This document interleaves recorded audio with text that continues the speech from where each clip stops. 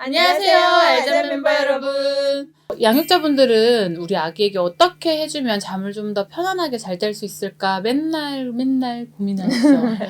근데 좀 어려우신 것 같아요. 어떻게 하면 이 아이를 조금 더 편안하게 재울 수 있을까 하는데 아이는 말을 할 수도 없고 그리고 눕히면 울고 짜증내는 경우가 더 많기 때문에 더 힘들어 하시는데, 그래서 오늘은 잠자기 전에 하지 말아야 할 것들과 그리고 어떻게 하면 좀 더 안정감을 줄 수 있을지에 대해서 좀 얘기를 해보려고 해요. 아기들이 좀 더 잘 잘 수 있는 방법들이 있긴 한 걸까요?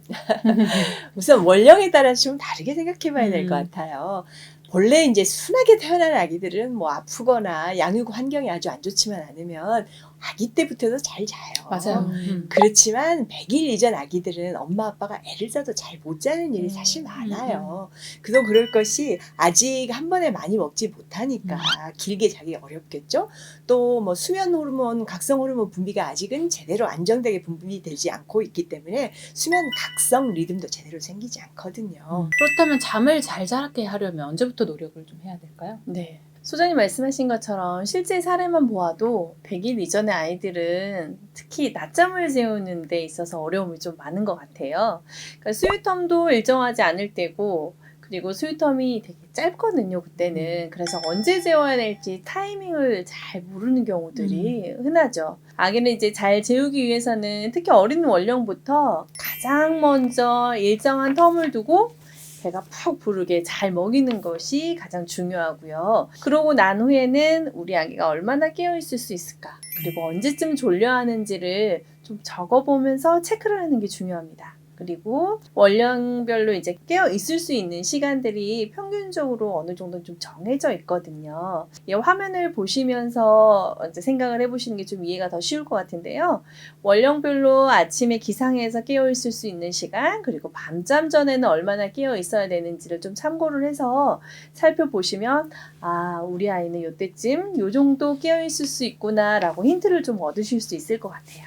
어제도 이제 상담 전화를 했는데 아이가 낮 타이밍을 잘 못 맞추고 있었어요. 낮잠 타이밍을. 근데 그 알잠소아과 상담 후에 낮잠 타이밍만 맞췄는데 수월하게 잠자한다라는 이야기를 하시더라고요. 그것처럼 낮에는 조금 배불리 먹이고 또 졸려하는 타이밍을 맞춰 재운다면 아이를 재우기 훨씬 수월한 거는 사실인데요.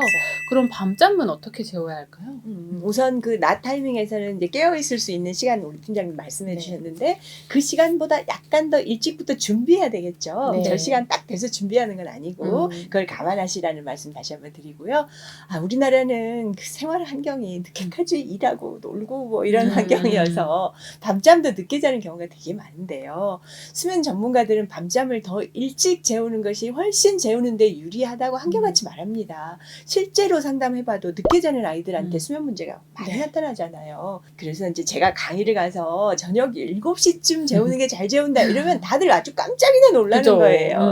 그렇지만 수면 전문가들은 하나같이 늦어도 8시 이전에 재우는 것이 좋다고 네. 권장하고 있다는 것을 아시면 좋겠는데요. 이거는 뭐 수면 호르몬인 멜라토닌 분비가 시작되는 시점이 6시에서 8시 사이니까 그걸 감안하면 충분히 말이 되는 얘기잖아요. 그리고 낮잠도 깨어있는 시간의 길이가 중요하다고 말씀하셨듯이 밤잠도 잘 재우려면 마지막 낮잠과 간격이 중요하잖아요. 너무 짧으면 당연히 졸리지 않을 테고 대신 또 너무 길면 과자극 상태가 돼서 잠들기가 어려워지니까요. 또 이제 충분히 잘 자려면 뭐 진정과 이완이 충분히 되어야 하기 때문에 늦은 오후에는 너무 흥분되게 놀아서는 좀 곤란할 거고요.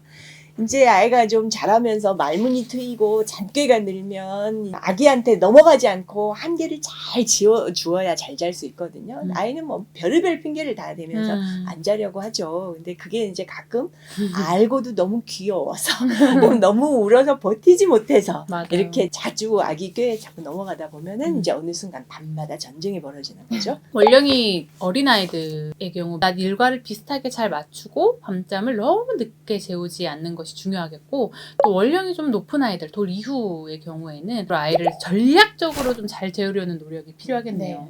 이 전략이 정말 어렵죠. 그렇죠.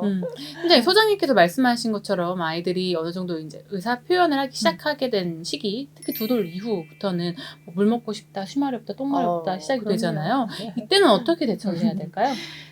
정말로 이제 쉬가 마렵거나 똥이 마려우면 그럴 수 있죠. 아이도 매일 거짓말은 아니니까. 근데 이제 몇 번을 반복해도 들어줘야 하지 않겠나 하고 양육자들이 착각해서 아이들 꾀에 넘어갈 수 있어요. 그러니까 아기는 안 자려고 깨를 부리고 어떻게 하면 엄마 아빠랑 자기랑 놀아볼까 이런 부분을 하는데 자기 말을 이제 무시 못하고 이렇게 하기 시작한다 하면 아이는 기가 막히게 눈치를 채고 또 다른 꾀를 만들기 시작하거든요. 그래서 자꾸 꾀를 부리면 잠자리 들기 전에 미리 엄마가 선수 쳐야 해요. 오늘은 물을 먼저 먹이고 수면 의식을 하고 재우고 똥이 마렵다고 할 것 같다 하면 화장실을 먼저 다녀와서 수면 의식을 하고 해서 엄마가 미리 좀 눈치를 채고 수면 의식을 시작해야 될 것 같고요.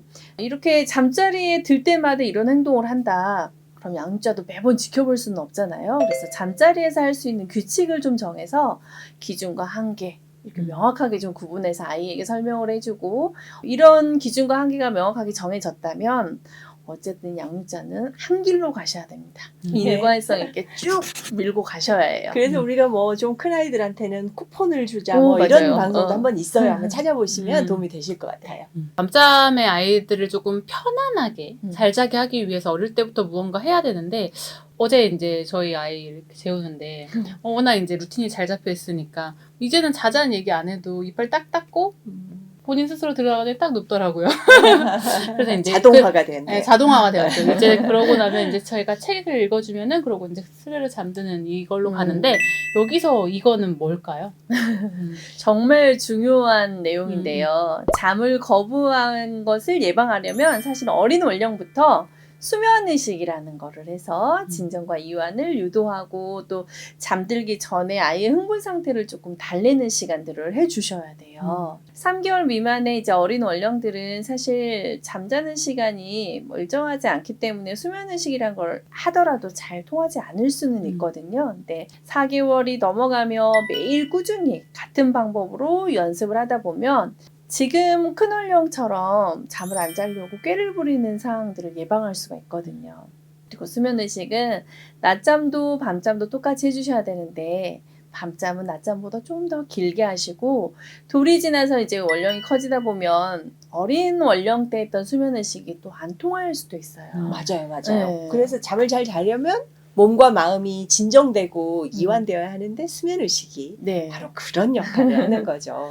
매일 동일하게 수면의식을 하면은 수면의식으로부터 꿈나라까지 하나의 프로그램으로 이어져서 자동화돼서 훨씬 수월하게 재울 수 있게 되는 거예요. 그리고 이렇게 이완이 잘 된 상태로 잠이 들어야 밤에 깨는 일도 훨씬 줄죠. 맞아요.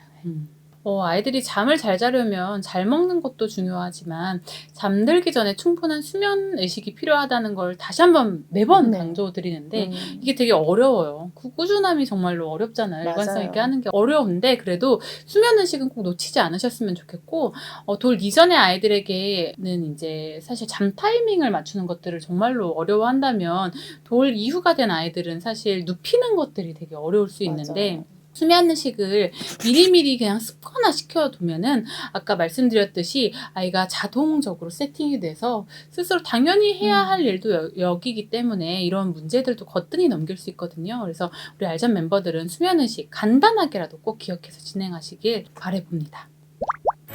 육아를 조금 더 객관적으로 과학적으로 바라보고 싶으시다면 좋아요와 구독 꼭 눌러주세요. 꿀잠은 알잠 좋아요, 구독! 땀